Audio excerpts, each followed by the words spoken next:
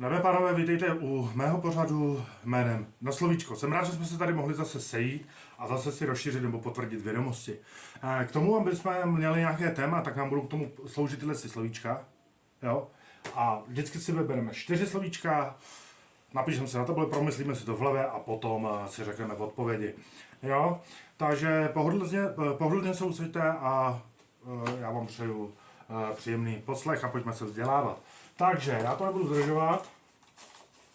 Mám to práskal hned takhle od začátku. Dámy a pánové, první slovíčko je lira. Co to znamená lira? Jo? Lira. Jo? Tak. Druhý slovíčko. První slovíčko máme lira. Druhý slovíčko máme co? Druhý slovíčko máme co to znamená kyris. Kyris. Kyris. Takže první slovíčko máme lira, druhý máme kyris. Tak, jak jsme říkali, že vybereme 4, takže ještě vyberu 2. Je to tak, 2 a 2 jsou 4 podle mýho. Asi to tak bude. Tak. Třetí slovíčko, dámy a pánové, máme. Třetí slovíčko máme judo. Co to znamená judo? Takže máme liru, kyris a judo. Jo? Tak. Poslední slovíčko. Tak vezmeme tady třeba někde ze spodu úplně. Tak, budu uzavírat čtveřici, že jo, kvarteto. Což poslední slovíčko je kadence. Co to znamená kadence? Tak, první slovíčko máme lira, kyris, judo a kadence. Jo, takže máme 4 slovíčka takhle. Teď jsme si to museli probrat v hlavě, že jo, co to asi znamená. Není ostuda, když někdo něco neví, samozřejmě nikdo neví všechno, že jo, já taky nevím všechno, ale po toho je tady ten pořad, aby jsme si to prostě řekli v rámci 10minutovky takový, no, nebo 5minutovky. Tak, první slovíčko je lira. Dámy a pánové, lira je jiný název pro drnkací rámový hudební nástroj. Takže to je v podstatě nástroj. A to nebudu psát, ale stačí, když to asi řekneme. Takže lira je nástroj.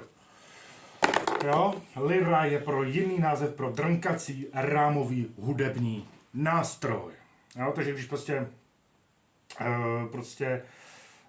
drnkací rámový hudební nástroj. Já jsem tohle v životě neviděl, tuhle liru, maximálně znám kytaru, to je tak všechno, že? A takovýhle jednoduchý nástroj, ale lira je prostě drnkací rámový hudební nástroj. Nevím, co bych měl k tomu říct, prostě to je jasný, jak facka tvýho táty. Tak, dál. Kyris. Co to znamená kyris? Samozřejmě to taky nevím, kyris, ale je... Dámy a pánové, kyris je jiný název pro jednoduchý nebo dvojitý ochranný kryt vojáka. Takže kyris je jednoduchý nebo dvojitý ochranný kryt vojáka. Samozřejmě vojáka, dobře, vojenství, to samozřejmě známe. Česká republika má výbornou armádu, sám jsem se tam hlásil, psychotesty jsem udělal asi o 3%. Tak už jsem je asi nechtěl vracet, ale vojenství je určitě dobrý. Je to dobrý využít jako v dnešním světě, protože dneska asi tu práci, tu stabilní, tak nebudete mít dobrou jako třeba u dejme tomu, u armády nebo u policie a podobně. Jo, protože dneska mít stabilní práci není úplně jednoduchý a dělat za 15 000 asi nikomu moc nechce. Jo? Ale kdo je na tom fyzicky dobře zdatný, nebo koho zajímají zbraně, práva, v podstatě není problém jakoby na tu vojnu jít. Není to vůbec nic špatného, mám to spoustu kamarádů, kteří absolvovali vlastně tohleto a dostali se samozřejmě k vojákům. Jo? Samozřejmě já jsem to zkoušel a není to jakoby, možná vevnitř, kdybych viděl, co asi funguje, asi ten výcvik, tak možná by to bylo jiný, ale ty psychotesty opravdu a lékařská prohlídka je fakt opravdu kompletní. Ale doporučuji určitě, kdo chce jít k armádě, ať jde, není problém. Určitě schání lidi, jo, určitě se ten člověk tam vyplatí, protože dneska ty lidi, nebo ty děcka jakoby nemají jakoby to mužské vychování, takový, víš, jako, že prostě to všechno to hulí, chlastá a mi se to nelíbí, jo. Ale tam je správně tělocvik, je tam prostě režim, nic dobrýho bych, teda nic špatného bych na tom neviděl. Tak, dámy a pánové, judo, asi budeme všichni znát, že to je nějaký bojový sport, jo, judo. Necháme se překvapit, judo je japonský způsob sebeobrany. Jo, takže kdo říkal, že judo je nějaký bojový sport nebo japonský způsob sebeobrany. Samozřejmě sebeobrana je velmi výborná, je to dobrý jak pro muže a ženy, protože dneska se bránit je určitě výborný. A celkově, že jo, judo. Jedinýho, koho znám jakoby na sebeobranu, ale to nebude třeba japonský způsob, je pan Stano Gazdík, který ho velmi rád poslouchám. Vím, co zažil, sám to říkal, je to fakt zajímavý a od něj jsem se třeba i učil. Jo? Jeho techniky nebo jeho prostě způsob sebeobrany je výborný, umí to učit, je to super chlap a opravdu si něco zažil v legiích. Tak, to se mi líbí právě. Jo, to je prostě opravdu chlap, jak má být. Tak, kadence. Tak, kadence znamená asi, to máme třeba u zbraní, je to nějaký rytmický prostě, když třeba střelba, rytmická střelba, nebo kadenci, každá zbraň má jinou kadenci, podle mě. Dámy a pánové, kadence je rychlost střelby.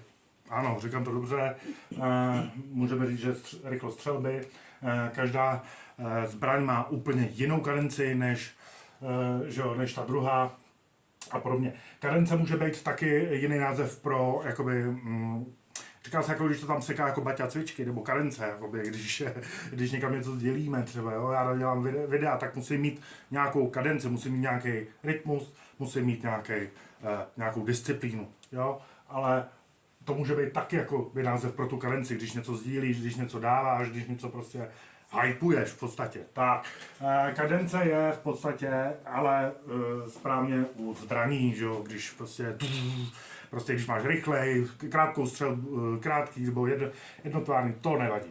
Prostě kadence je rychlost střelby.